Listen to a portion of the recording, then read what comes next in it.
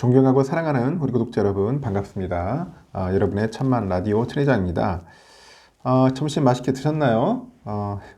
점심 한 그릇 하고 저도 편안하게 커피 한 잔 마시면서 좀 쉬고 있었어요. 쉬고 있다가 잠시 여러 가지 뉴스나 정보 같은 것들을 한번 접해보고 나서 여러분들에게 짤막하게 한번 또 들려드리도록 할게요. 한번 편안하게 들어주시면은 감사하겠습니다. 하여튼 편안하게 한번 들어보십시오. 요즘 보니까 12월 되다 보니까 이제 배당에 대해서 관심들이 많더라고요. 배당.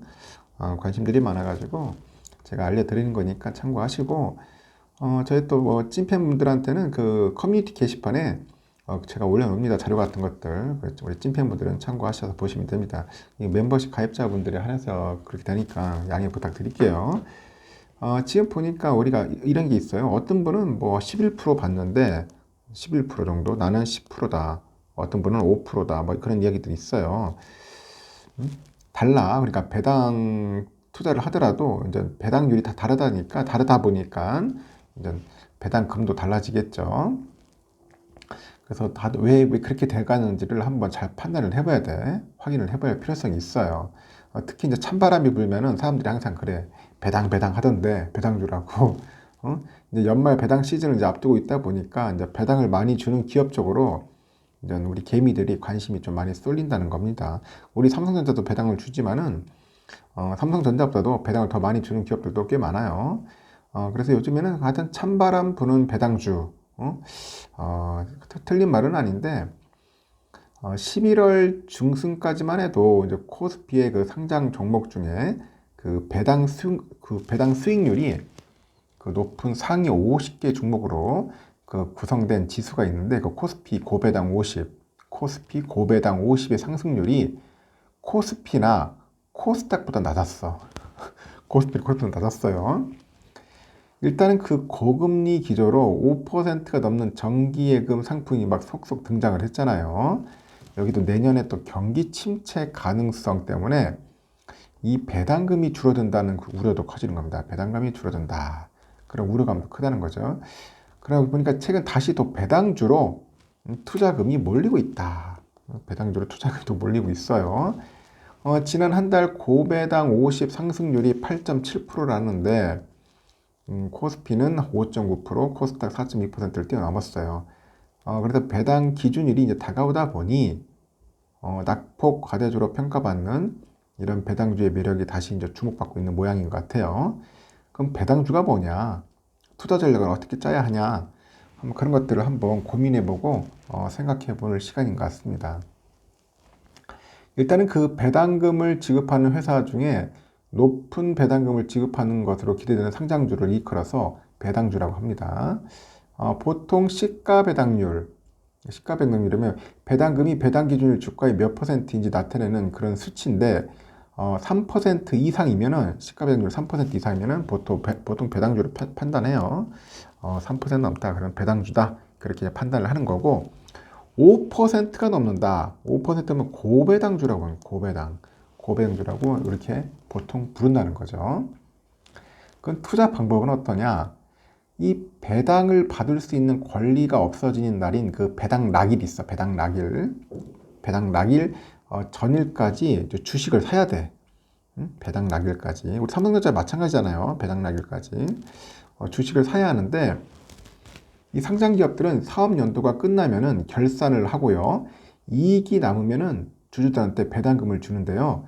사업 연도가 끝나는 날 주식을 갖고 있어야 배당을 받을 수 있는 겁니다. 사업 연도가 끝나는 날 주식을 갖고 있어야 한다. 그 올해 배당 낙일은 12월 28일일 거예요. 12월 28일 배당 낙일이. 그럼 주식장 폐장일이 얼마냐? 폐장일이 한 30일이니까 27일까지 매수 버튼을 눌러야 한다는 거예요. 매수 버튼을 눌러야 한다. 우리나라에서는 보통 주식을 산 후에 한 3거래일에 대금 결제가 이루어진다고 하죠. 매수 당일 포함해가지고 3거래일. 그래서 이미 해당 주식을 보유한 투자자라면은 배당 낙일에 매도해도 배당을 받을 수 있다. 하여튼 배당 낙일 전에 샀으니까 가능한 거죠. 그러니까 배당 낙일에 매도하니까 그때 주가가 확 빠지는 거지. 이제 기본기를 닦았으면은 이제는 한번 배당주를 잘 골라야 합니다. 그 금융주는 여러분들 아시다시피 그 배당 그 예상 그 배당 수익률이 그 높은 종목이에요. 금융주는 좀 높아요. 금융주들이. 비금융주는 주당 배당금을 잘 유지하는 종목들을 이제 고르면은 투자에 성공할 가능성이 높다 그런 겁니다.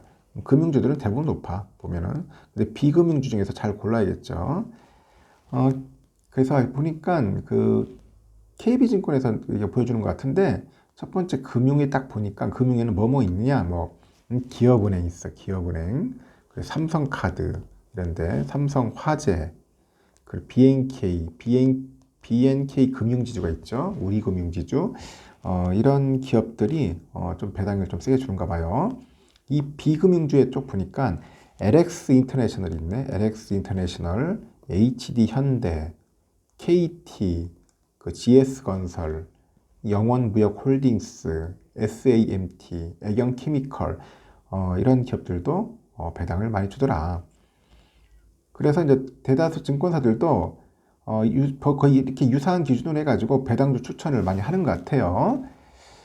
일단은 배당주 투자를 결심했다면은 언제 살지도 고민하겠지. 언제 살까 고민될 거예요. 배당 낙일이 임박해서 사면은 그 배당 낙으로 손실이 커질 수도 있고, 그렇다고 또 일찍 사면은 시정 위험에 노출되는 시간이 또 길어질 수 있어요. 일단은 그 배당 낙일의 주가가 왜 떨어지느냐? 왜 떨어지냐? 기업이 보통 배당을 실시하면은 기업 내부에 현금이 빠져나가죠. 그 빠져나간 만큼 기업의 가치가 줄어들어요. 줄어들다 보니까 결국은 주가는 빠질 수밖에 없습니다. 일단은 보니까 배당락 전에 배당 수익률보다 주가가 올랐다. 배당락 전에 배당 수익률보다 주가가 올랐다면은 배당을 받지 않고 파는 것도 괜찮은 전략이다. 저는 그렇게 봅니다. 그래서 배당을 받을 경우에는 수익 낼 확률이 60%이지만은 그 폭이 크지 않아서 배당락 불확실성을 피하기 위해서 매도하는 것도 나쁘지 않은 전략이라고 합니다. 그럼 주가가 오르긴 했는데 예상 배당률 수익만큼은 아니라고 한다면은 그러면 배당 받고 배당 낙일에 매도하는 게 또 수익률이 좋은 편이다. 그렇게 또 판단도 합니다. 그럼 주가가 빠져가지고 손절매가 필요한 상황이다. 그러면은 그냥 배당 낙일에 매도해가지고 배당을 받는 것이 좋다고 하네요. 1월까지 가져갈 경우 평균 수익률이 낮아지기 때문이라고 합니다. 그 장기 투자를 생각한다 하면은 매출 성장률이 높은 배당주를 골라야 돼요. 그 매출 성장률이 높은 고배당주라면은 빠른 회복을 기대할 수 있기 때문에 그런 거 잘 고려해야겠죠. 그래서 추천하는 종목들이 보통 뭐 LG, CJ, HL홀딩스, HD, 현대, 롯데지주 이런 기업들을 많이 추천을 하는가 봅니다. 이게 KB인데 하여튼 신한금투는 약간 좀 생각이 다른가 봐요. 단타는 좋은 방법이 아니라는 입장인데 2008년 금융위기 이후에 코스피 상장 종목 실질 배당 수익률이 1.16%였고 1월 효과 덕분에 배당 낙일 이후에도 코스피하고 코스닥 지수 그런 상승 경향 이후에 코스피는 평균 3.1%, 코스닥은 평균 5.1% 이렇게 확인됐다. KB는 이제 12월 중순에 매수를 가정했고 신한은 매수 시점 고려하지 않은 것으로 보고 있는 것 같아요. 약간의 분석 방법에 따라 입장이 다른 것 같습니다. 1월 효과가 뭐냐? 1월 효과. 그 신년에 대한 투자자들이 낙관적인 전망이 반영이 되다 보니까 1월의 주가가 이상하게도 다른 달보다 많이 오르는 현상을 보통 우리가 1월 효과 합니다. 1월 효과. 그 1월 달은 좀 많이 오르는 그런 현상이 좀 보이긴 하죠.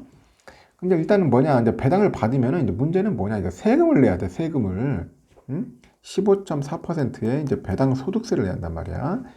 그 적게 내면은 수익률은 높아지겠죠. 절세 방법 한번 볼 것 같습니다. 하여튼 배당주 투자는 어렵진 않아요. 여러분들 한번 잘 보시면 되고 특히 우리 ISA 계좌를 참 많이 하더라고. ISA 200만 원까지는 비과세다. 초과 금액에 대해서는 9.9% 세율을 적용한다는 거 잘 참고하시면 좋을 것 같아요. 그래서 IS 계좌에다 많이 담으세요. 비과세 종합저축 5천만 원까지는 비과세라는 겁니다. 연금계좌 인출할 때는 세금이 부과된다.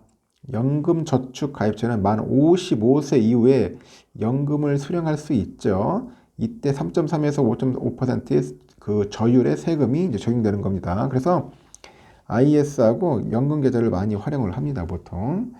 가족 간의 증여, 배우자에게는 10년 동안 6억 원, 성인 자녀한테는 5천만 원, 미성년 자녀에게는 2천만 원까지 세금 없이 증여가 가능하다.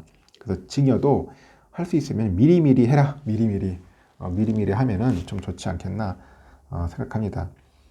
하여튼 이제 배당의 계절이에요. 배당의 계절. 찬바람 불면 배당이다. 아까 말한 것처럼 여러 가지 전략이 있어요.